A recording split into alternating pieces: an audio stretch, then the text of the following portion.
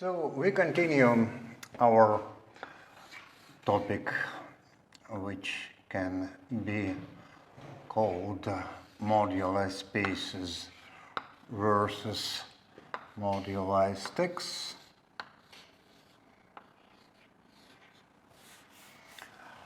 And today we concentrate on two topics. The first one is compactifications.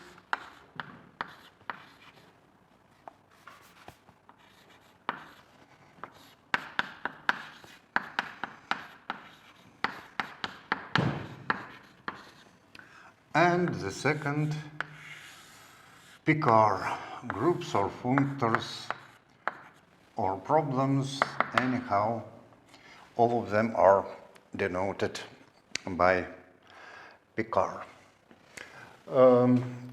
So we have not yet, or just have briefly mentioned the Deligne-Mumford compactifications. Let's, however, denote them just compactification mg m sub g bar. It can be defined by the Teichmüller space by some compactifications of Teichmüller space, but there are several reasonable choices, and I would say quite interesting choices.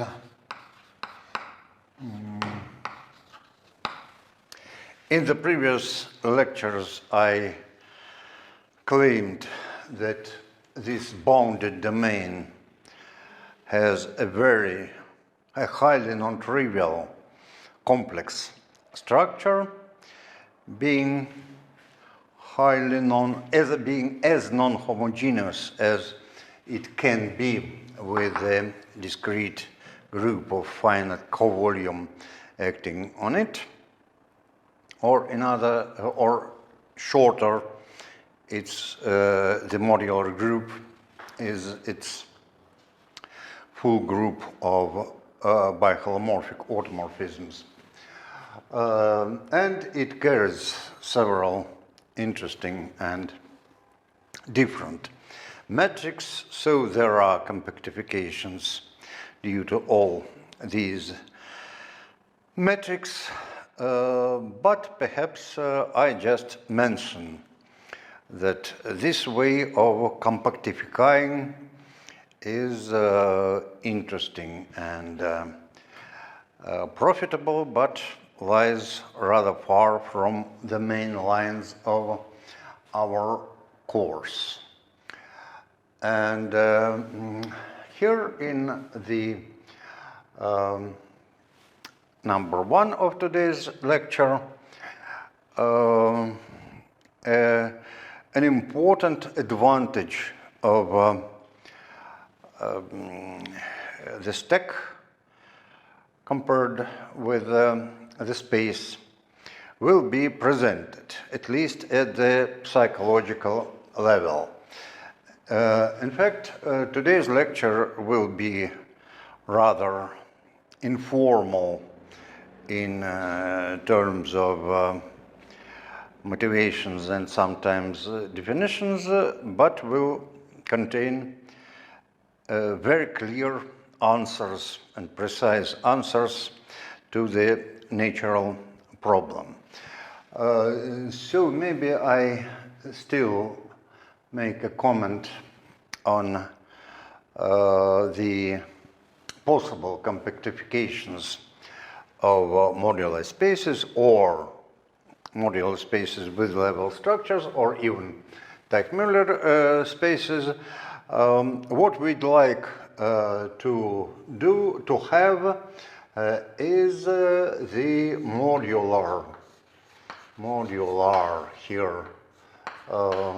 It is not a version of modular group, but maybe I even write it in a non-standard way. Moduli interpretations. What we'd like to have is moduli interpretations of the boundary. Of course, dm always means the compactified m minus the initial m.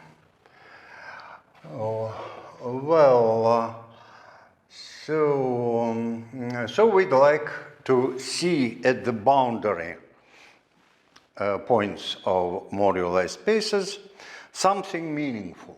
It cannot be an object of the same nature as the objects, the moduli of which we are considering, but it is usually considered in terms of degenerations.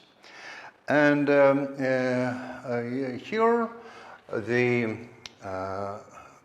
great theorem on semi-stable reduction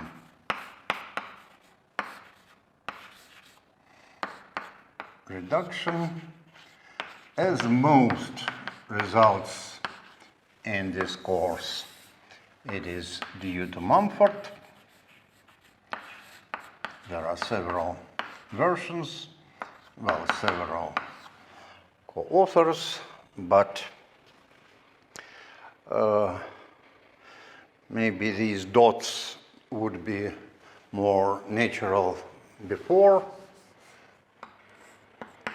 What is typical in Mumford's activity is that he understands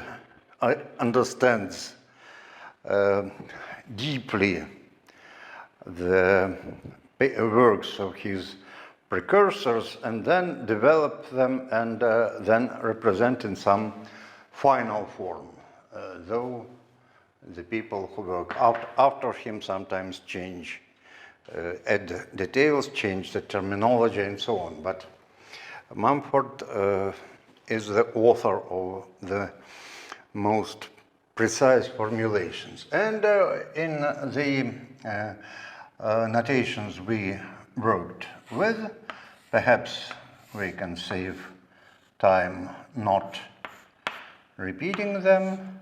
So we are considering, yes, I have already used this dot to stress that the base is usually non-complete, so let it be, well, good enough. Good that it means things about general fiber, flat, and so on. Family of curves of genus G. Well, however, it is easy just to complete our general conventions. The ground field is an arbitrary algebraically closed field. So the compactification means including it in some base that well, maybe today we avoid this dot and write B bar instead, and it is supposed to be complete, and then X bar here is also the completion of the body of the family. And now semi-stability means that T over, perhaps we consider it x as x bar, or but yes, minus x. And here we write the boundary, the same thing. So it consists of the semi-stable curves.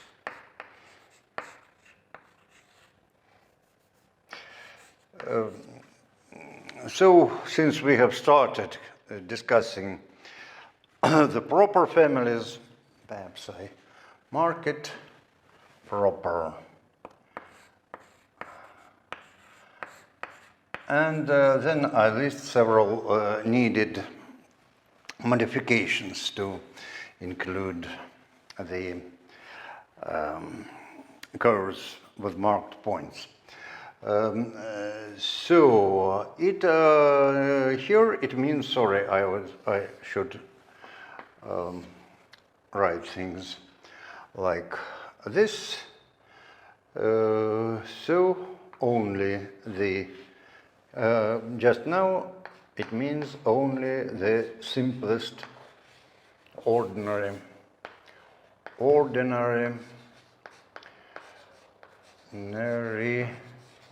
singularities that can be acquired.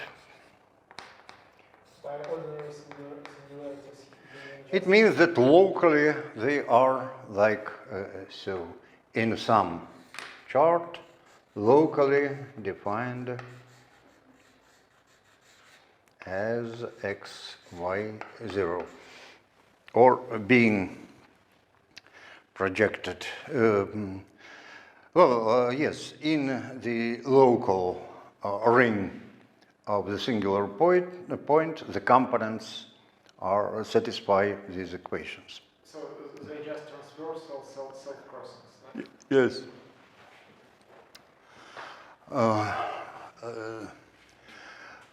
So the theorem itself says that it is always possible, well, not precisely, I'm not formulating it now, possible after the base change. So we do not claim that any given family, do we have the picture or oh no? So the picture is like this, and the most typical one is y squared x equals x minus 1 x minus t, with the t0 here, and well, we'll use a bit different kind of drawing soon, but this one is the most standard. So here the smooth curves of genus 1 acquire just the simplest singular point. Well, here it needs just an including of the singular fiber. Sometimes the base change is needed, and if so, it is the theorem is true in much more in the generality that will not be precisely formulated now. It includes the arithmetic bases, and it belongs. The theorem belongs to the scheme theory, though now we are considering it in the geometric setting. So it just means the picture that will be sticking to. So here are like MGs, and the points correspond to the smooth compact curves, while the boundary corresponds, I don't know how really to draw, perhaps like this, and then I use the complex picture. So this is the picture of the degenerated curve, and the other one that I'll have to draw many times today. Many times the curves can become reducible. So they correspond to the points on the boundary. And this possibility of base change makes it most appropriate to work with étale topology rather than in classical topology, because we are just considering families up to base changes and catalogize them, constructing the modular space theory. So here the compactifications are defined, well, not only over C, are defined in the most natural setting, and just considering level structures do not give such natural compactifications, because on the classical level we need to take care of the changes under the coverings to the to different at least to level structures on the degenerated curves. They can be defined, and there are certain relations between the cohomologies, homologies here and here, but it needs additional labor. While, as I said, we are discussing the advantages of Grothendieck topology approach, here the compactifications are defined in the most natural way. So, since I have promised to be informal, I do not give the more extended and precise definitions. They are written in many. Can I ask a question? Yes, of course. When you speak about families up to base change, you mean étale base change? Yes, étale base change. We're working with étale topologies of the base. Yes. And my second question is, hasn't Mumford actually showed that this factor of semi-stable families is just representable by this completion of the modular space? It is representable in the category of in the étale category. Yes, he did. He did. But in the risky category, it is not. Just because of the reasons we have discussed here. Again, because of the automorphisms and a bit non-trivial, because of the possibility of the existence of isotrivial families. Here I is a trivial in the Grothendieck topology approach. I is a trivial is the same as trivial.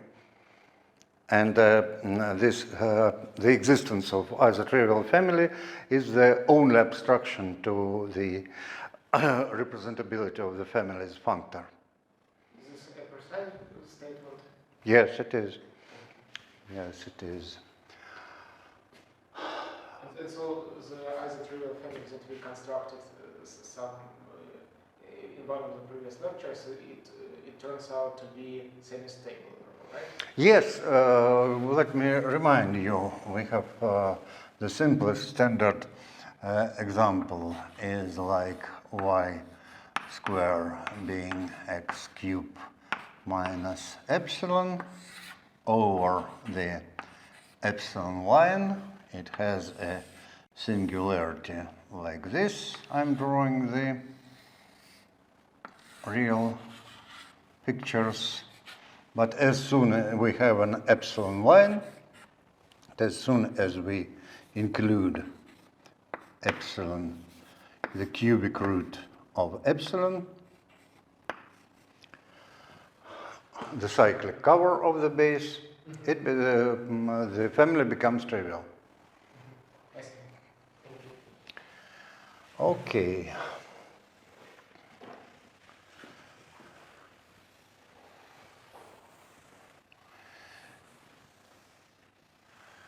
Now, as for the Picard groups, here is the most informal part, or maybe the second informal part of today's lecture. And let's just discuss a bit what is the Picard group of some object.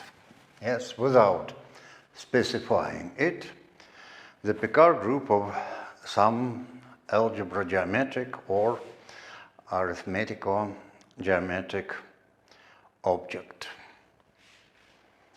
For example, if it is the spectrum of the Dedekind ring, it is the class group and so on. But anyhow, in the geometric setting, perhaps without specifying it, we say that it is the set of line, well, perhaps the group of line bundles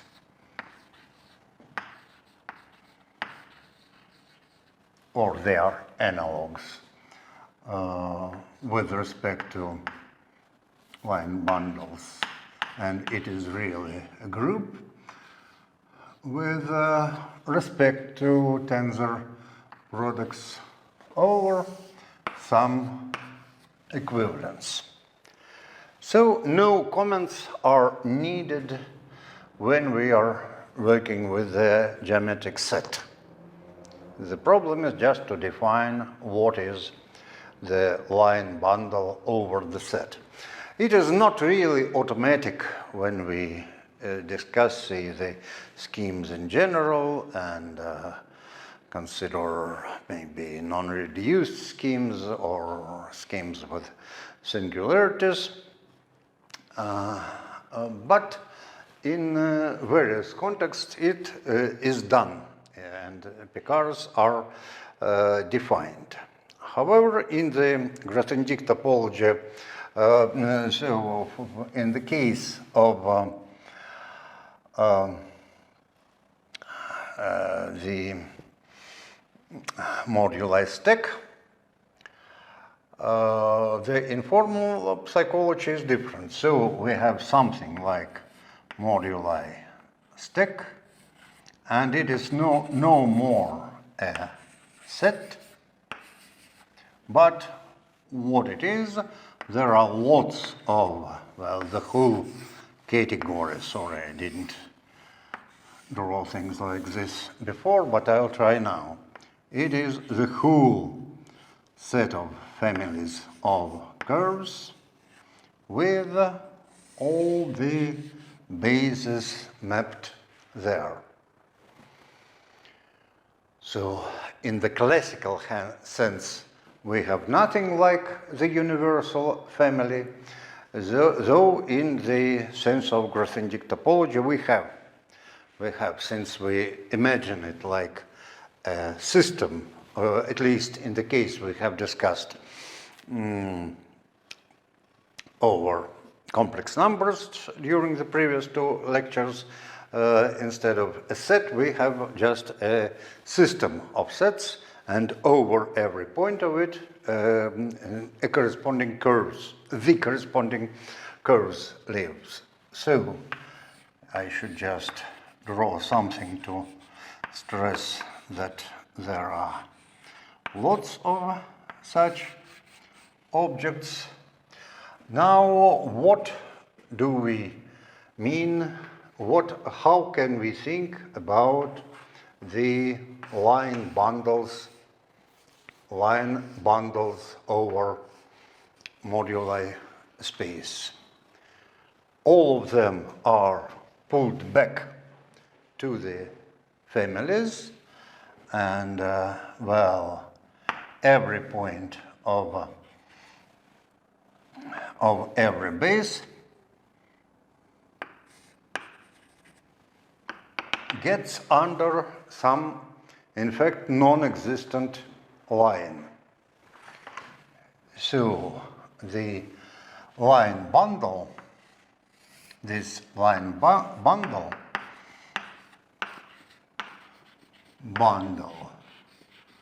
is, I wanted to write down as something like, but instead I'll write that it is precisely in some long and precise sense.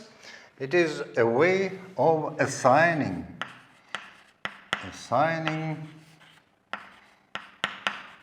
a one-dimensional space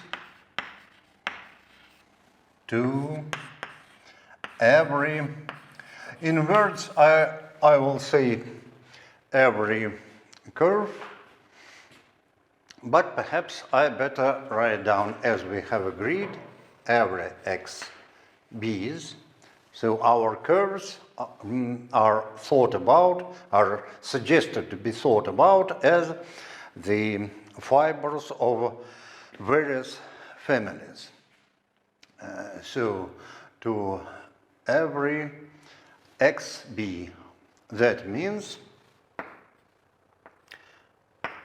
in other words, to every base. To every base. So this is what a line bundle is. At every base, over every point of every base, we have a curve, and as soon as we have some vector space assigned to it, we have a vector space over every b. Now it is twice underlined, just because according to any formalization, I'm not saying anything about the set of elements, the set of bases. We are strongly beyond the set theoretical mathematics. So to every b, and of course this assigning needs in a consistent way. In any text, these conditions should, well, there are three perhaps conditions according to the base changes, the compatibility in terms of base changes and in terms of composition.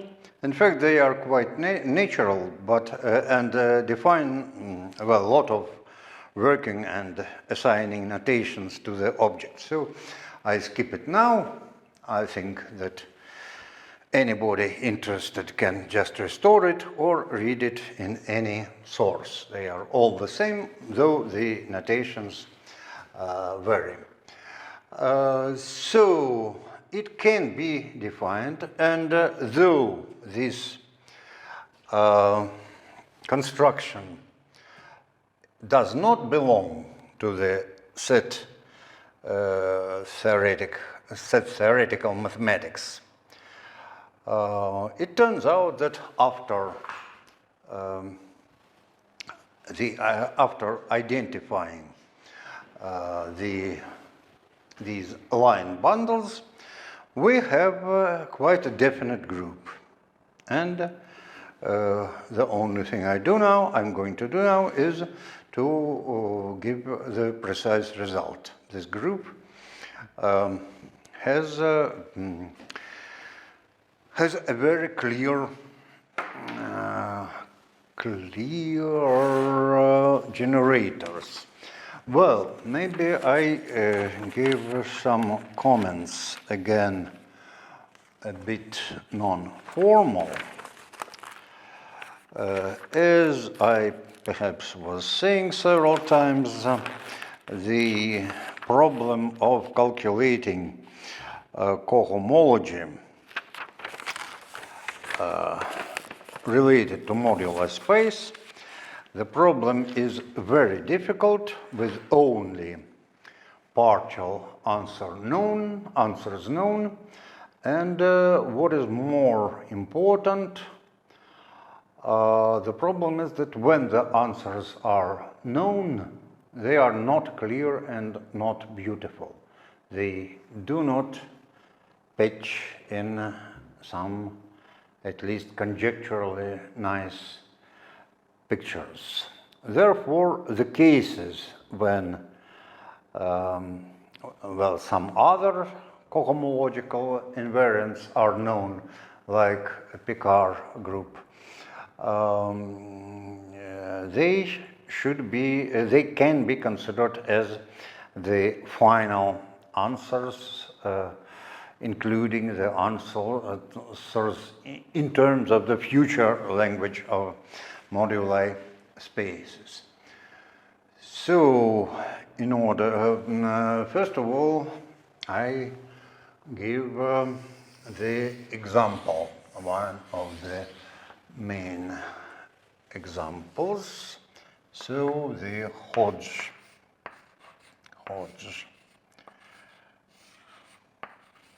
line bundle.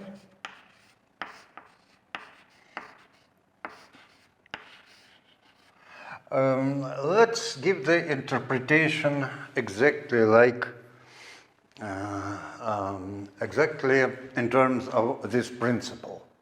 Forget about the families, forget about the modular space, and try to attach a one-dimensional space to every curve in some non-trivial way. Of course, it is not interesting to assign just, say, a standard line to every point. So suppose X, not a member of any family, is smooth.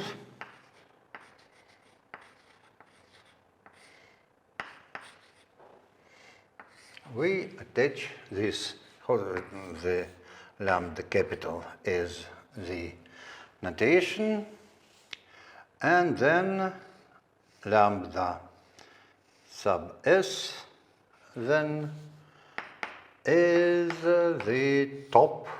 So what we have is a cotangent space.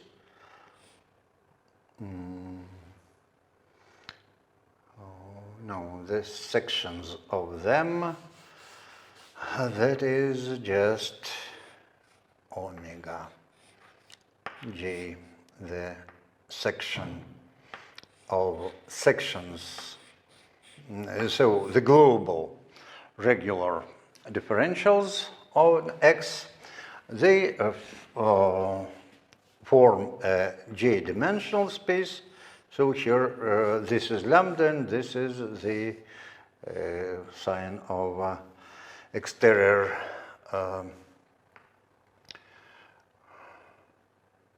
oh, sorry, just put one here and top here. So this is a j-dimensional step, and we take the highest exterior form, which sometimes can be loosely defined as the space of volume forms over this j-dimensional space. So this seems quite functorial, but in the case when our approach demands the association of some one-dimensional space to the singular curves as well. And the regular differentials are not defined immediately on the singular curves. So when x is, say, the disjoint union of y's, so it was drawn somewhere. The curve can be, I remind that curve can be singular and can be reduced. Oh, sorry, it is not just disjoint, of course. Not disjoint, but some finite union like this. And these are the irreducible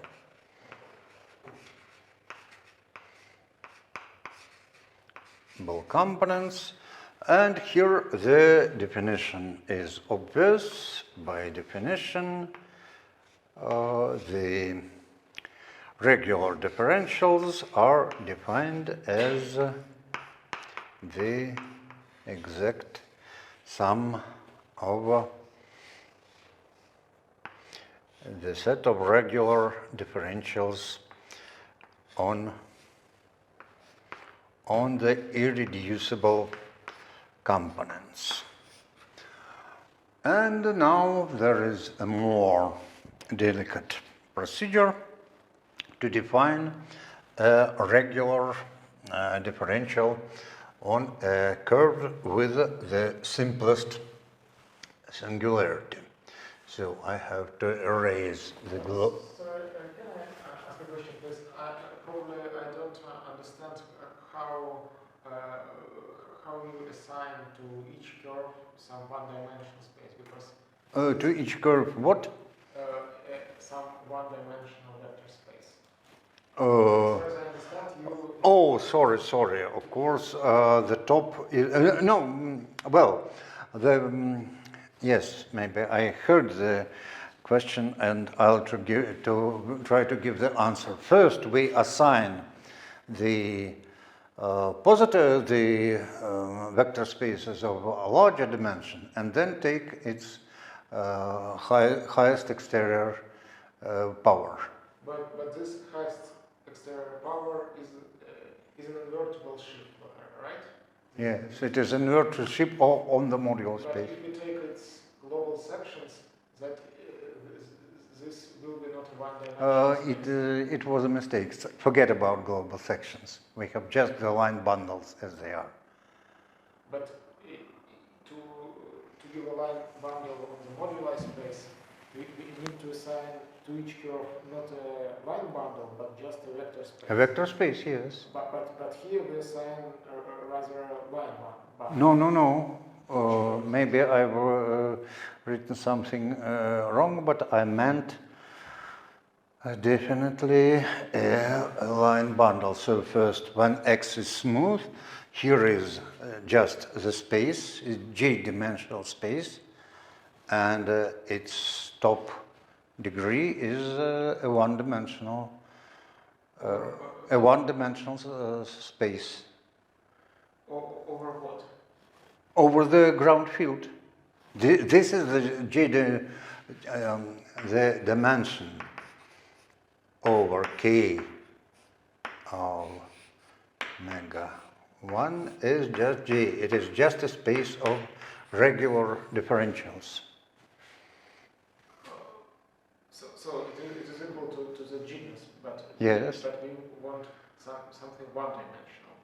And the genus. That's why we have we are taking the top exterior degree. I see. Okay. So, thank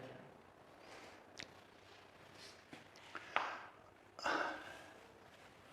So the problem is how to define something J-dimensional in the singular cases.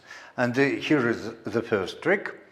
Well, there is a problem how to define the J. The universal notation is that works always is just the dimension of the first cohomology x with OX coefficients, and the curve can be as nasty as you like.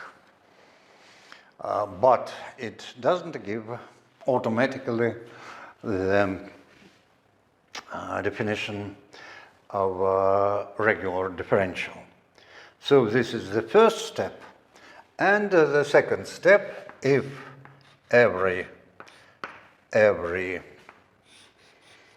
curve like this has a normalization.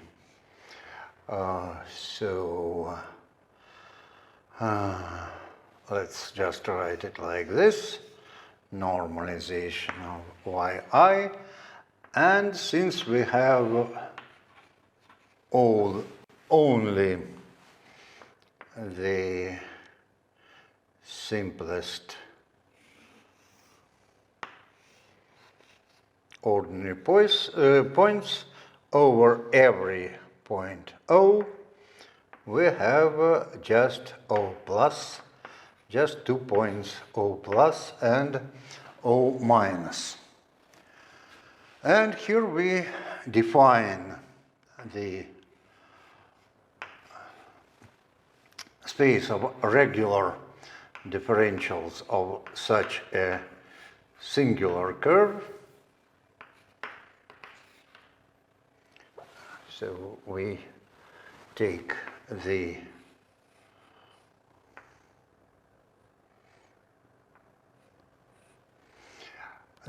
rational differential. Sorry, I am not really sure that I have introduced such a notation, but I hope it is obvious. The infinite dimensional space of and y of rational differential form, so it contains what is by definition the set of regular differentials over the y itself, and by definition it is the section, well, H0 of y. It's not a comfortable place to write H0 over y I n y I. So canonical classes with the possible poles of over two poles of first order over the two special points, and well, then the residues are of the opposite sides. So this is how the differentials on the curves with the simplest singularities are defined, and therefore we define, we imagine the line bundle. Let's perhaps fix it like this. So here we have our mj bar. So sorry, I have not introduced it perhaps, but obviously this is the classifying space for the families of curves with the allowed singularities. So here we have the lambda. Here is a distinguished element of the picard of the M sub G. A very important one. So you see, what we've got is a somewhat abstract object to which a classical mathematician has to be used, to become used to, and the special line bundle over it. Now there are, maybe a bit of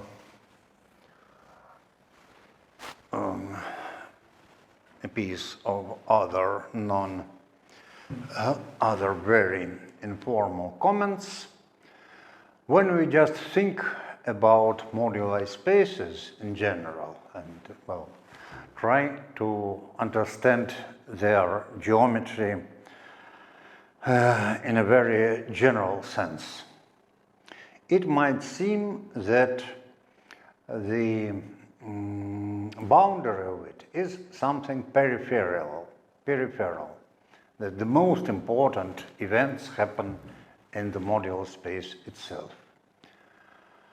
However, in the most important parts of the theory, current theory, and I should emphasize that the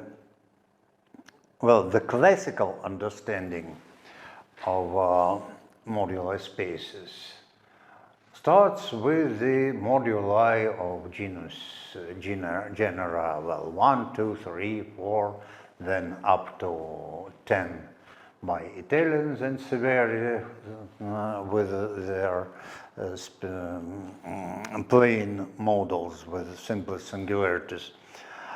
However, the true things happen when J grows really, and perhaps in future we'll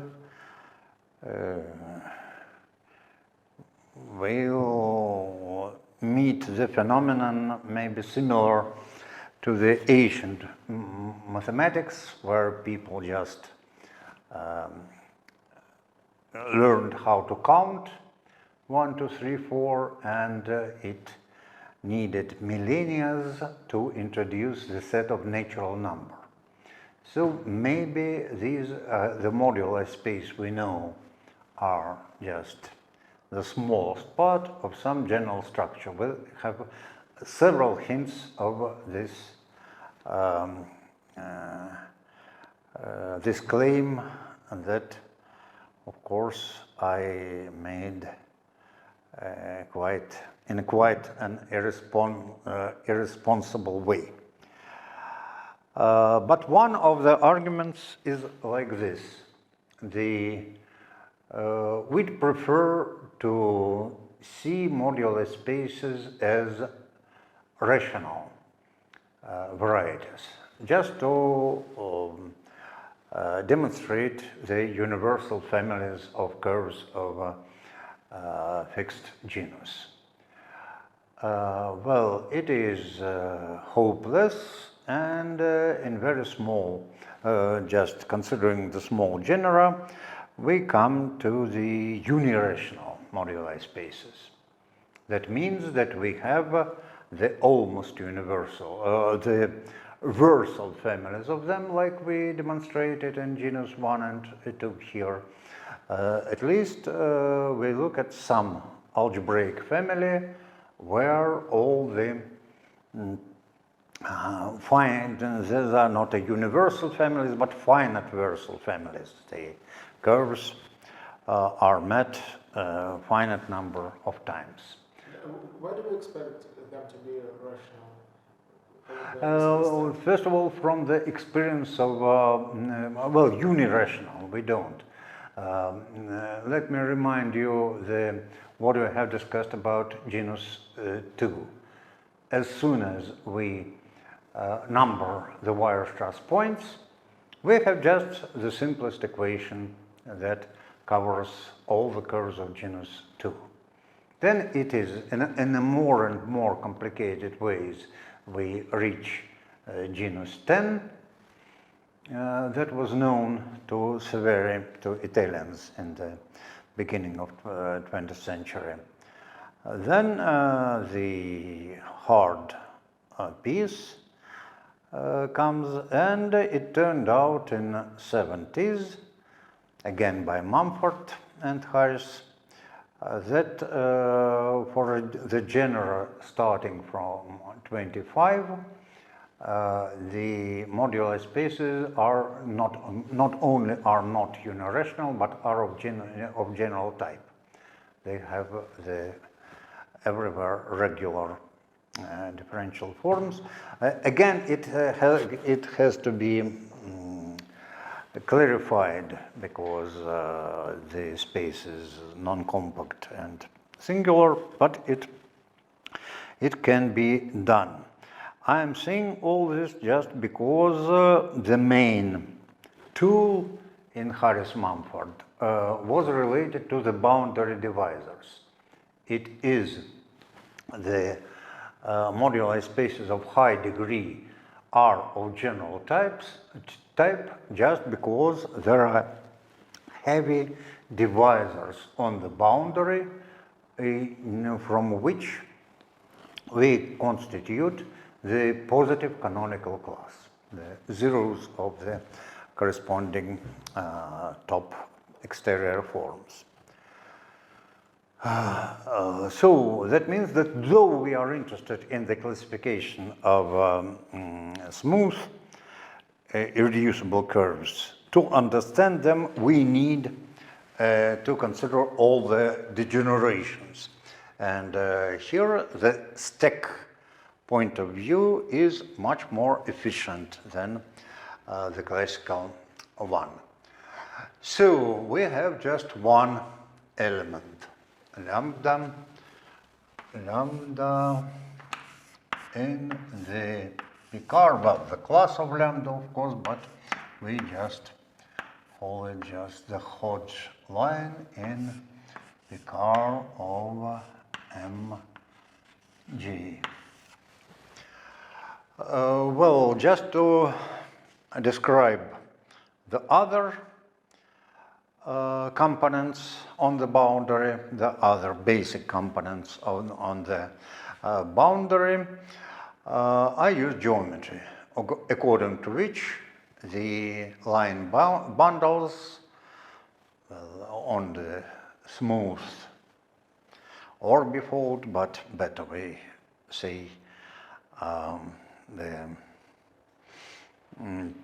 complete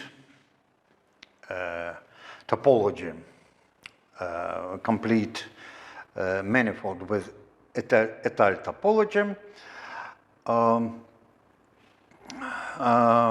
the line bundles are the same as are isomorphic to divisors. Divisors that are for a line to a line bundle, the class of line bundle, we associate the divisor of zero of its sections. Yes. So I define other just by pictures. So G is fixed, and then we define an approximately half G as defined just by the pictures pictures, they correspond to the reducible curves that I just draw now, and here is, I draw them, or the picture over C. The problem of how to draw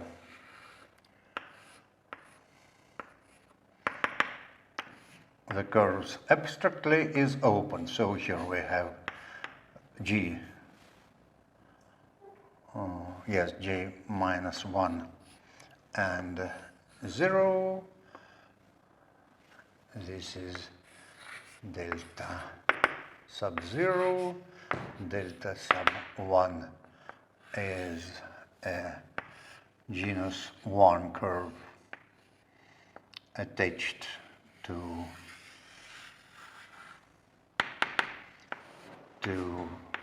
G minus 2 and so on up to half the genus. The question is how to draw it. Unfortunately, the traditional drawing is real, and well, it is maybe my suggestion like this, and this just to draw some abstract handle on a component. And here we have C. G minus 2 component. So this way of drawing is clear to me, and some of my students, but is not popular in the literature. So these are the elements, the corresponding elements. Well, they all map to Picard. And the general theorem for which I have to find some space.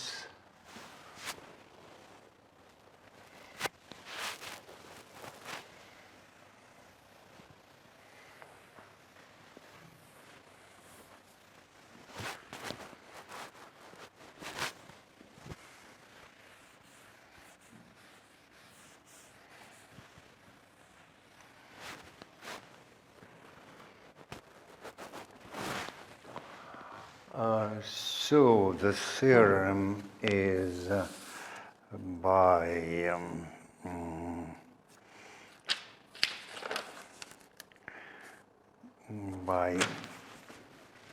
Arber. Oh, you can find it. I'm not sure that they are the authors, Arborella and Carnalba.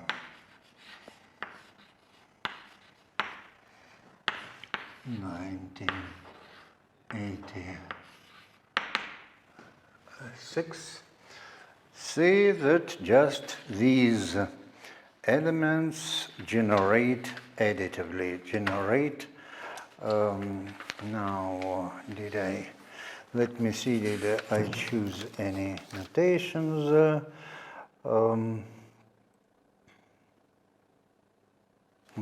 Yes. It's just a group, so no problems about that. This is just an abstract abelian group. So the generators are precisely what we have into. So here G is supposed to be at least 3.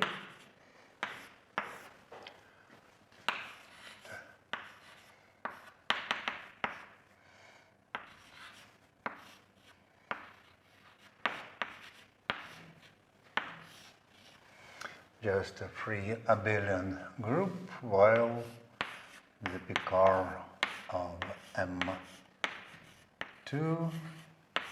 is just generated by lambda. So, as I said, this is just one of the answers in the cohomological terms. Maybe let's emphasize that this some cohomology has been calculated like this. And this is one of the ready results. Any questions about this part of the story? As far as I understand, each class in the Picard group assigns to every family of genus G curves some line bundle on the base, right? Yes, but of course up to linear. Not perhaps not in a. Thank you for the question, but perhaps not in a geometrically obvious ways. These they are the line bundles are up to equivalence, up to isomorphisms. So it says that any line bundle, so you can, your natural question is, say, what is the line bundle on the on some of these divisors? Yes, we have explained it for the Hodge line bundle, but have not for this. And it is just a rather difficult theorem that there exists such a system of line bundles that whenever you take any family of curves that contains such and such, so you are asking about what, say, delta cos, what line is associated to some curve of genus G, yes? And the answer is long enough, thank you. It's, of course, I had to stress it myself. So the answer is that find a base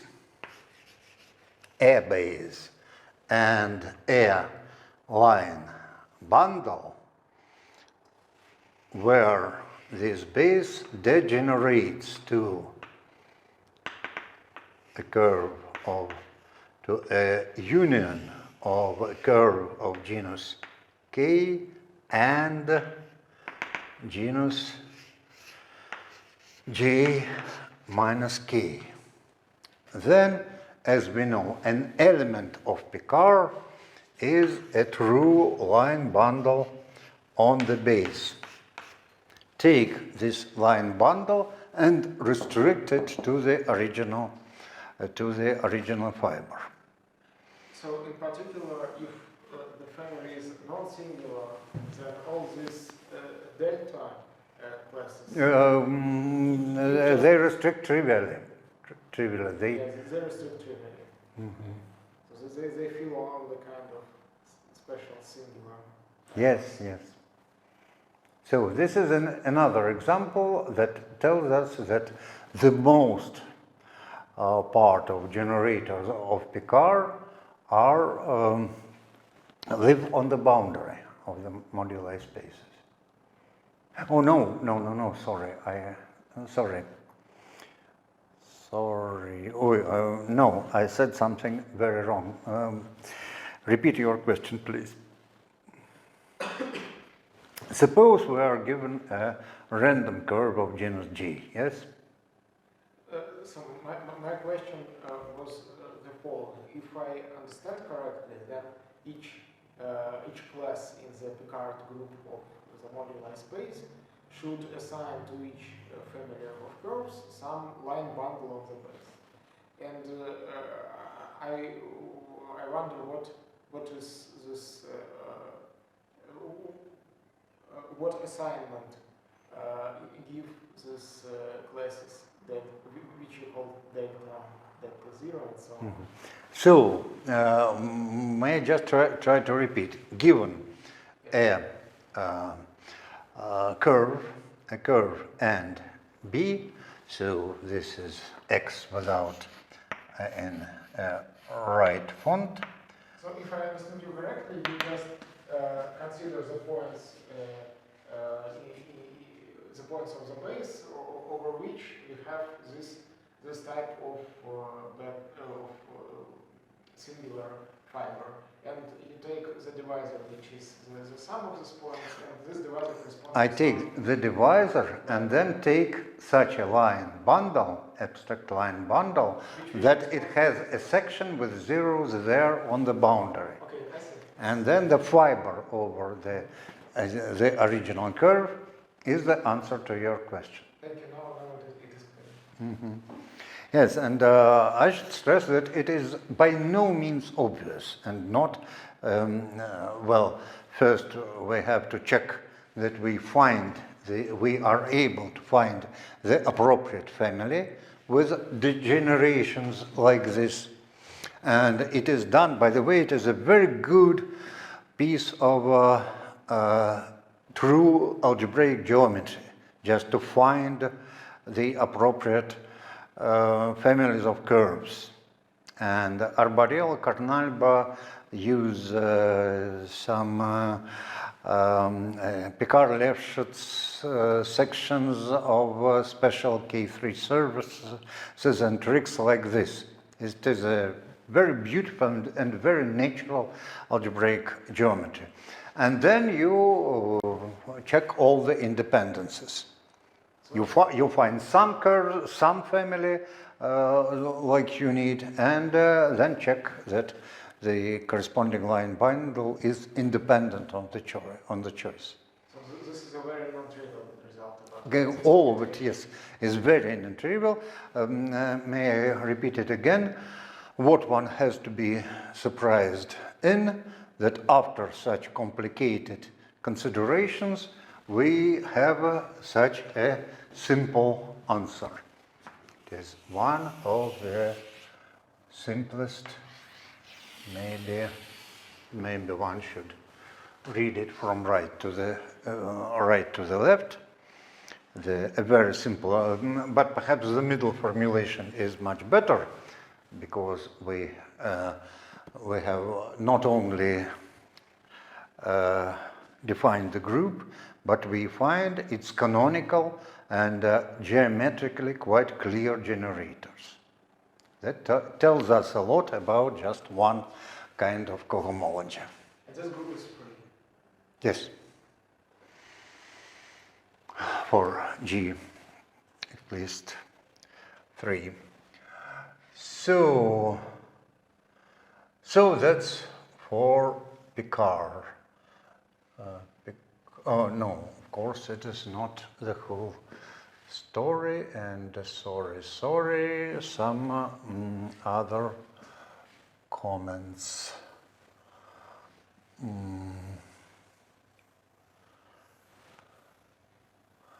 Sorry, it is not true. It is not free for there. Well, it is not free when G is 2. It is just cyclic. When G is 2, it is just cyclic. I will discuss it in the next part. Well, for some reason, there on the boundary of genus 2, we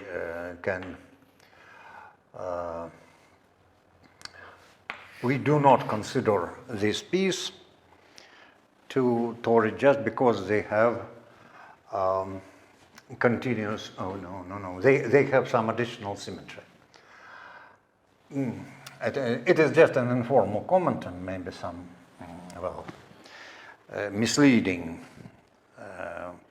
misleading statement, but anyhow, when G equals 2, some special effects occur.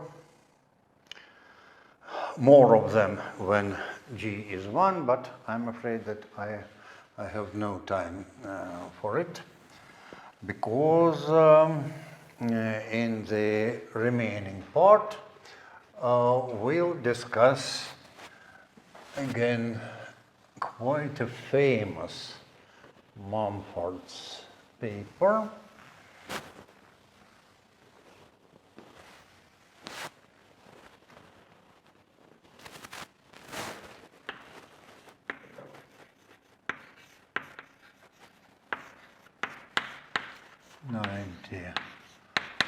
'67, and maybe I say some few words about it. Well, Mumford is a great mathematician by many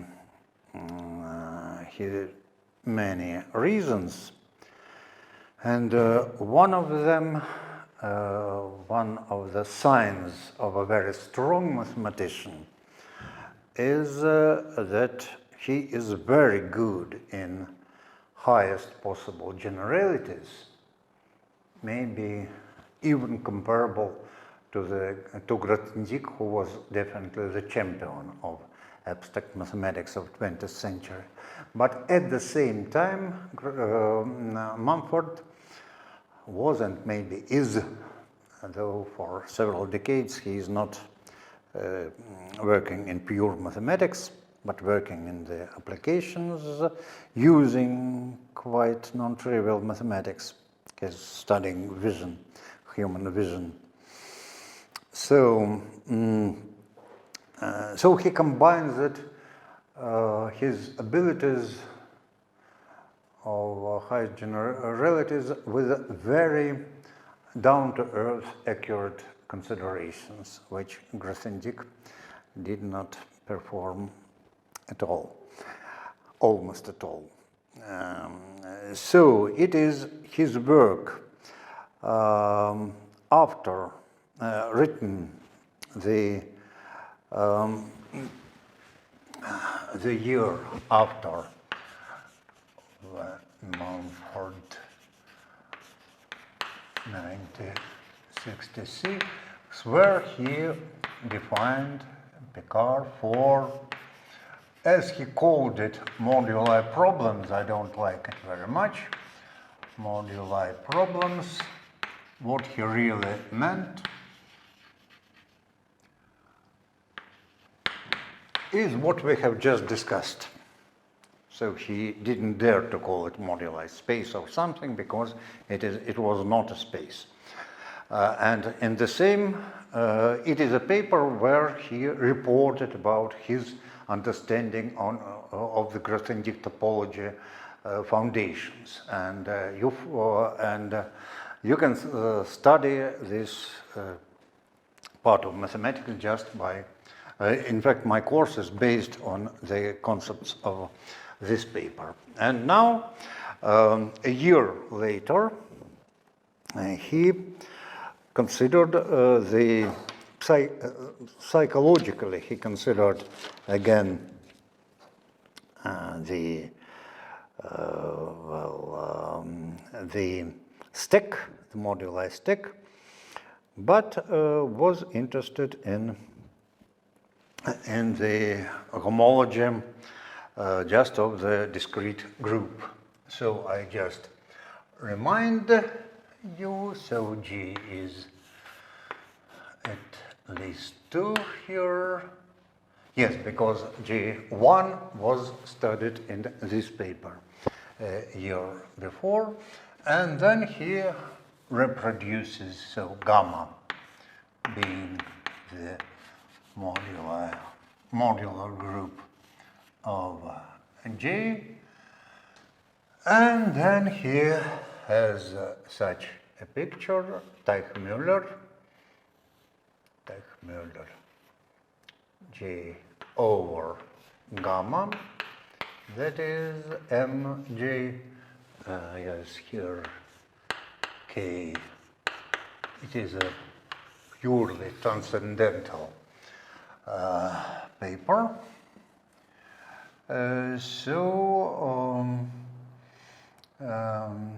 He considered this together with the whole system of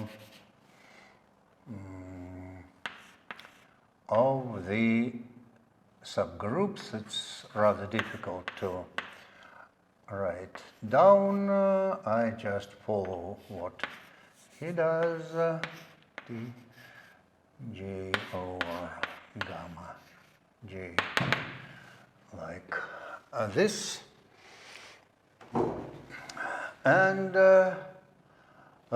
so the question he addressed here was the first abstract homology of the moduli groups. Well, that are related to Picard in the obvious way, so we just discuss these ones, and this was the problem, and here double and so on, with all this system of gamma, this projective system of groups of finite index in this larger group. So his results were as follows. Theorem 1 was that gamma, we know that first cohomology is the factor over the commutant gamma, so it is always the result was like this.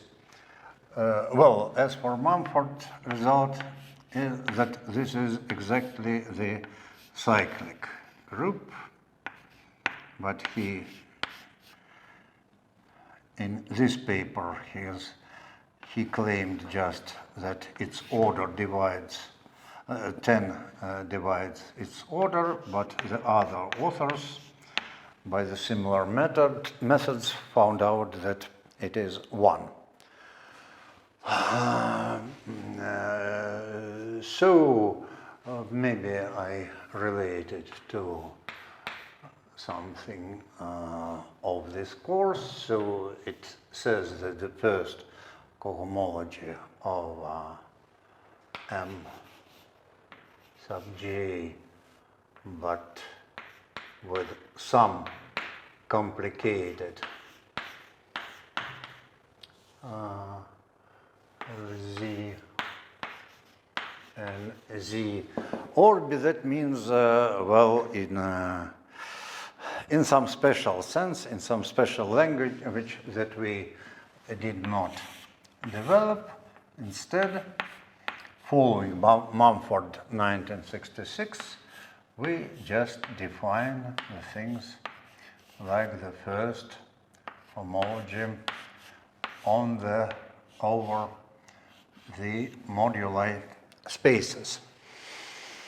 And in the last lecture, we'll introduce the étale homologies in which this makes precise sense.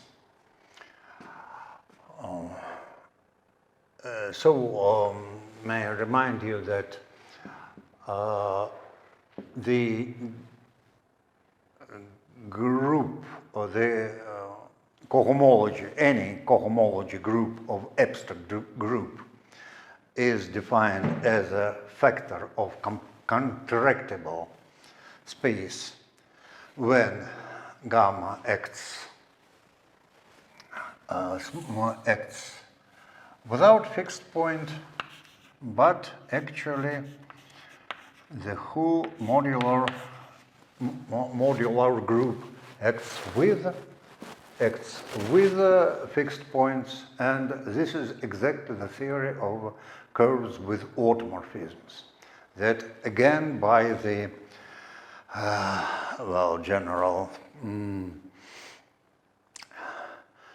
terms of moduli spaces, the algebraic geometry of moduli spaces these are just some strata of modular spaces. The curves with automorphisms, by the way, rather special, sometimes special in positive characteristics. And well, lots of larger of the results of concerning the cohomology of modular space are related to the fact that curves with automorphisms have the higher and higher codimension in the modular spaces of curves. So the highest cohomology groups behave as if the modular space was were smooth manifolds. So, but this is just a combinatorial down-to-earth problem about which I'll say a few words in the remaining part of the lecture. So that's it, and then there is a purely algebra geometrical corollary, that the Albanese variety of MGs are trivial, that is no non-constant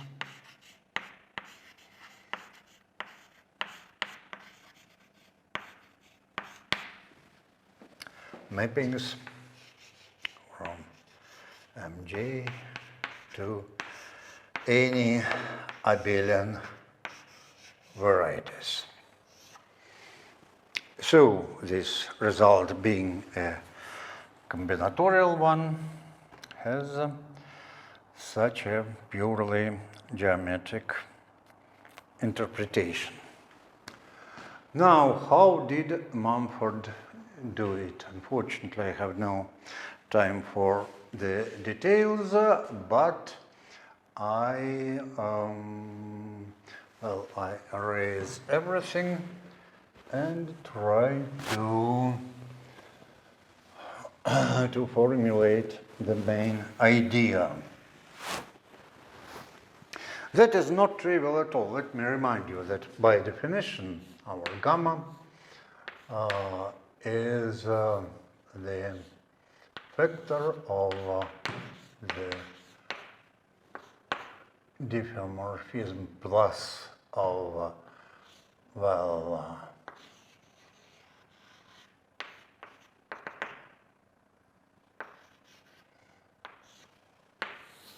over the same but homotopic to 0. And by some classical theorems, it is the out plus over pi 1 over G out plus, because the automorphisms of the abelianized pi 1 are the automorphisms of the complete lattice, and they have determinant plus minus 1. So the half of it constitutes this group. So it's not at all obvious how to attack this group or this infinite series of group. And it was then in 1930 something, who studied this group intensively, and the generators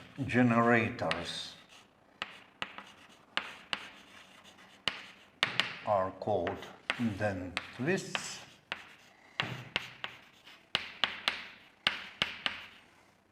and they are defined in the following way for any curve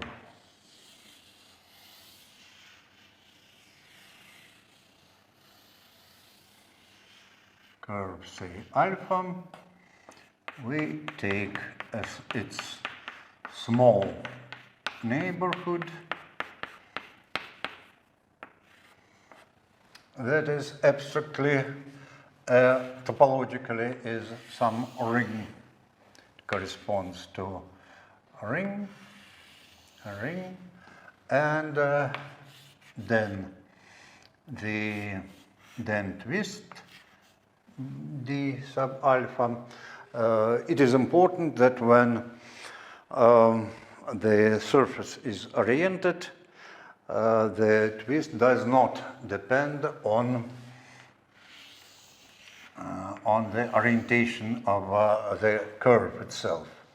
So if we have the radial fibration on this curve, so then it is mapped to this kind of curves rotated by 2 pi. Well, I don't want to write formulas, just fix it. It is the mapping keeps the concentric circles in that constitute this this ring, and is identical on the interior part and the whole rotation on the exterior part, and continuous inside, and identical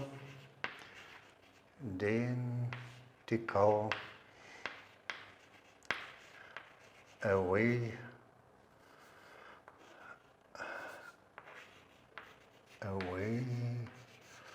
from this ring. So of course it is just a homotopical concept.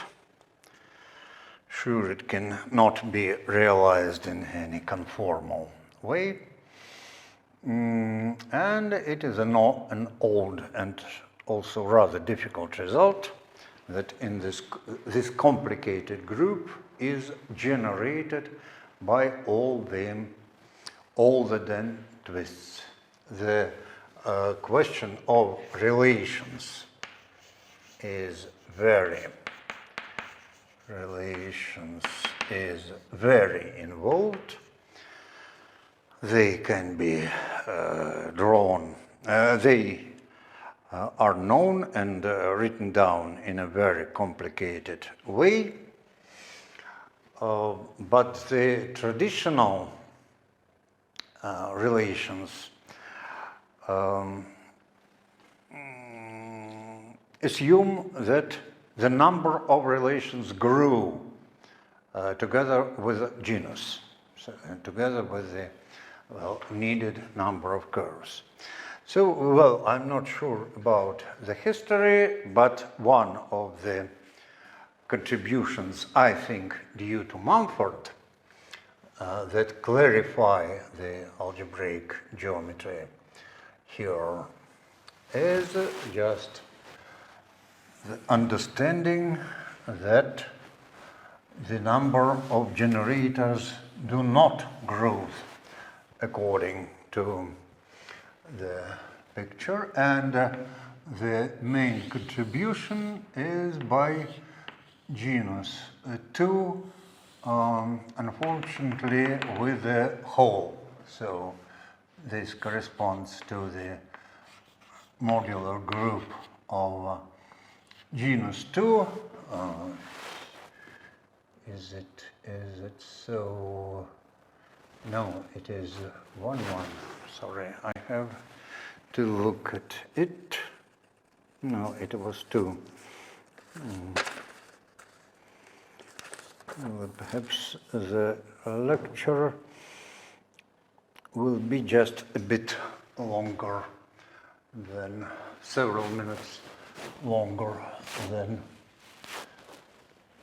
I assume one of psychologically non-standard contributions is that either Dan or Mumford, I don't know, thought about a surface topologically in such a cyclic way, not in the linear one as people usually do. So, and so on. So they think about the surface with the additional symmetry. And then if this is yes, like this, well, suppose we have a handle I and handle I plus 1. Here the whole picture defines the gamma 2, 1. Here it is. Here is the piece of this surface. This 1 means one boundary component. And we consider the subgroups of diffeomorphisms that are identical on the component. So these are f sub I gamma 2 I 2 gamma, and then the theorem is that there is a corresponding that gamma is generated by images, well, images of F1, images of F2, and R. So thinking about this model, topological model of a surface, introduce an important generator into the moduli space. Perhaps I should emphasize that the language are totally different. The generators in algebraic geometry and topologies are related in some abstract way, but just specifying generators is a very important part. Here, the result is, the final result is, so I think it is Mumford. Mumford tells that gamma, all the gammas independently mod G is generated just by 5 generators, and I think for the last part of it I draw all of them. So it is just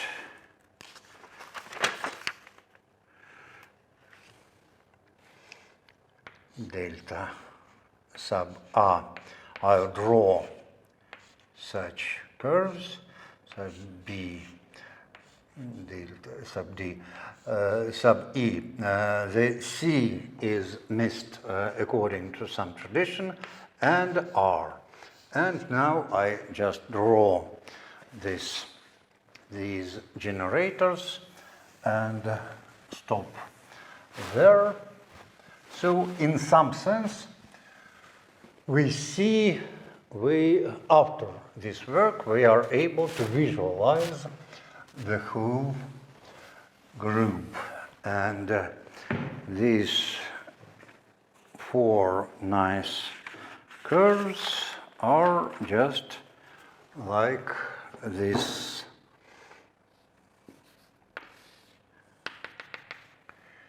So we think about a pair of pens as usually maybe not a pens, but something with an additional hole.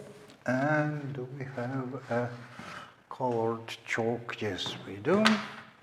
So we have A here, B here, C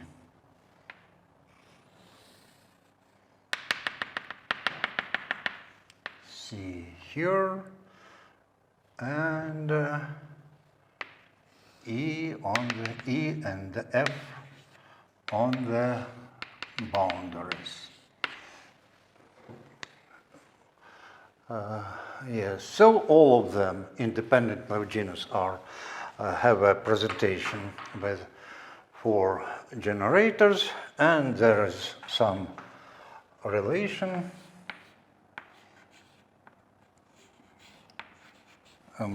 Sorry, I'll write some.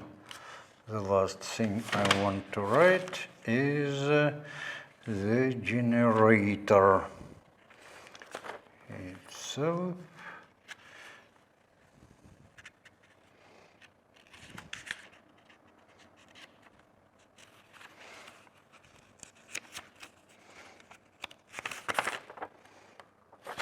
Oh, sorry, I cannot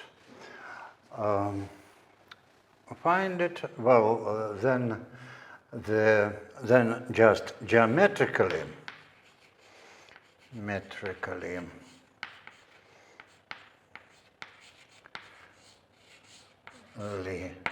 Mumford shows that gamma is generated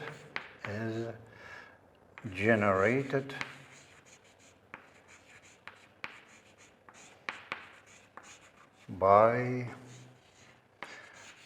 mutually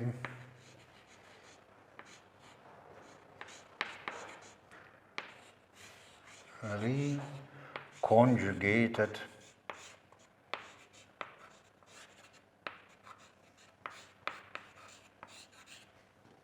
elements. So it's quite a specific feature of groups. As we know, it can be very complicated, but hence when gamma,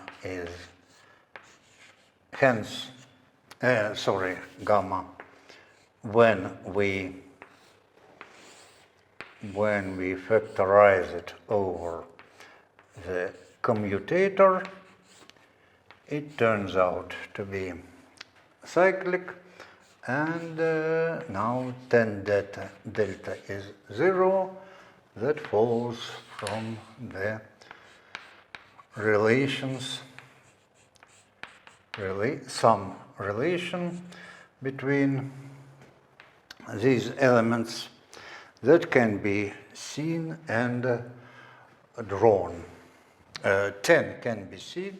10 is quite a specific number, and well, Mumford has its interpretation in terms of the group modulo 2 and modulo 5. So it is this piece of our knowledge relates directly some visualizable mathematics with the abstract theory of cohomology of moduli spaces. Well, I didn't mention the important part here, and I don't want to say it briefly. Some kind of there is a so-called Harrer stability, I'll just give the title,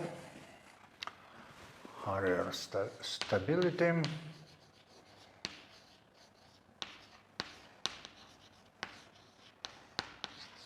Makes us believe that this theory is good when we think in terms of non-existent group. Well, I don't want to hurry here. So this part of the theorem is rather clear in terms of cohomology of groups, of these discrete groups, and quite strange in terms of algebraic geometry, has to be understood. Okay, that's all for today.